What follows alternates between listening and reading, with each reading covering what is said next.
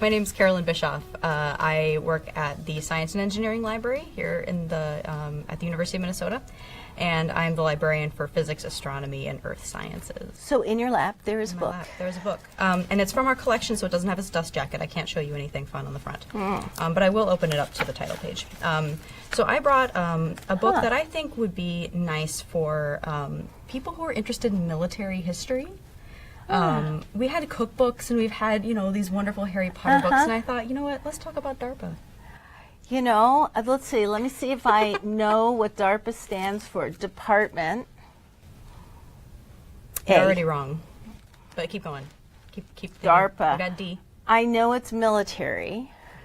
I know it has. I know that it has to do with the internet. That is true.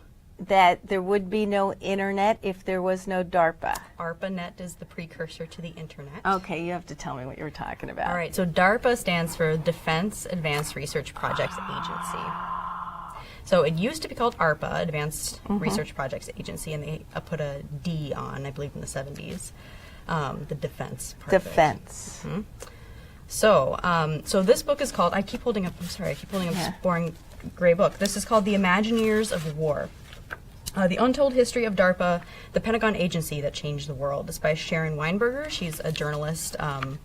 She writes on issues of military, security, that kind of thing.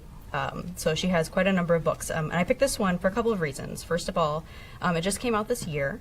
And it seemed kind of timely because of the, did you watch the PBS documentary series Vietnam? Catch any of that? So the history of DARPA is really, there's a large section of this book that focuses on what happened in Vietnam and ARPA's role at the time, ARPA's role in that.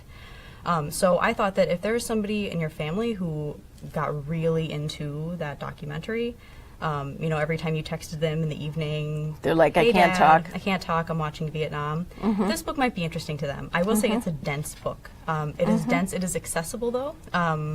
There's a lot of people in it. The history of government agencies and any kind of government, any nonfiction book about government that I've read, the narrative is never simple.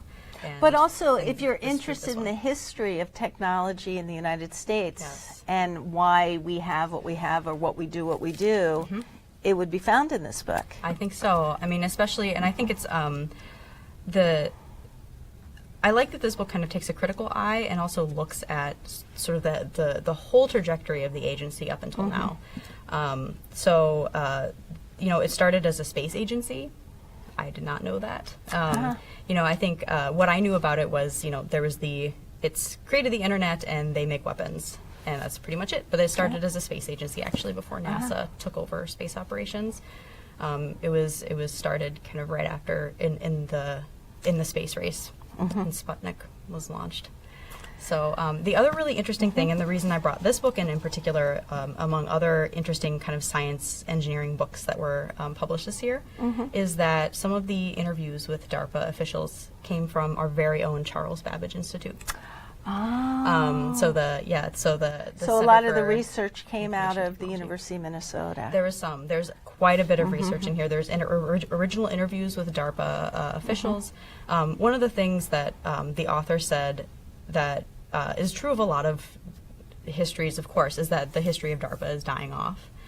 People are passing away. Well, here's my question. Yeah. When I think of DARPA, when I think about DARPA, I think, isn't that stuff I'm not supposed to know? Right. Isn't that very classified? Yeah. So how did this researcher, how was she able to access this information? How did she get permissions to just let everybody know? Well, so there's quite a number of things that have been declassified over the years. Of course, there's a lot of stuff that no one will know about for many, many years. But the author did a lot of interviews with people, took advantage of recently declassified documents, and really put together kind of this tapestry of information from archives all over the place. If you look through her interviews, they came from archives all over the country, including our own. And you know, I think it was just like the right time to do this history. So, and I think she also she described the Kafkaesque world of government documents requests. Well, thank you for joining us today. Yeah, See you again.